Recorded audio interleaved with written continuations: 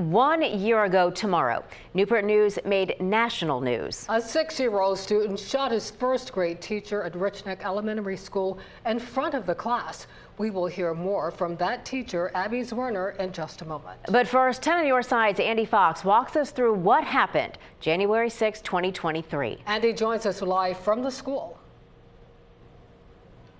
Yeah, school's letting out for the weekend, a lot different than it was 1 year ago tomorrow. This is the intent to file a lawsuit, and this timeline is based on that.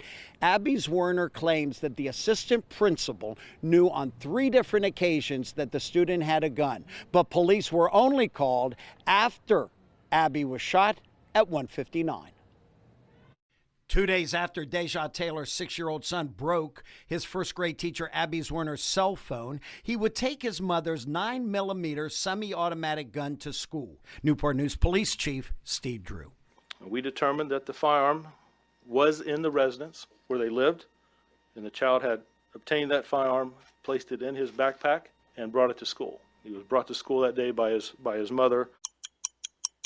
Between 11:15 a.m. and 11:30, Zwerner goes to assistant principal Dr. Ebony Parker and says the child seemed off, was in a violent mood, threatened a younger student. And that's what concerned Chief Drew. If there are any records dealing with aggression or behavior, anger issues from the school, I'd like to review those records. In the court filing, intent to file a lawsuit. 11:45, a teacher was told the shooter told students he had a gun in his backpack.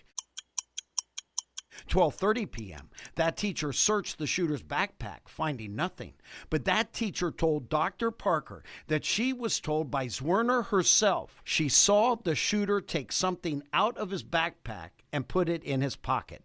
Zwerner feared it could be a gun. According to the court document, Dr. Parker seemed to dismiss the gun claim, saying that the student had small pockets, insinuating that he could not possibly have a gun on his person. Police are still not called. 1 p.m., a teacher informed by a student the shooter showed him a gun while at recess and threatened to shoot him if he told anyone. Several people told Dr. Parker the student had the gun on his person, but would not allow anyone to search him because his mother was on the way to pick him up. 45 minutes later at 1:59 p.m., the student shoots Zwerner once while she's reading to the class, her left hand and upper chest injured. Only then are police called to the school. But during the day when there was all this going around that perhaps he had a gun and they were checking him and everything, police were never called. That's correct. Are you disappointed with that? Yes. If there was a thought of a firearm at a school, especially an elementary school, we should be called. We should be called. Yes, that's the point. All that time and they should have been called. And that is at the crux of the $40 million lawsuit that Abby Zwerner has filed in this case. That's the latest from Newport News. Andy Fox, 10 on your side.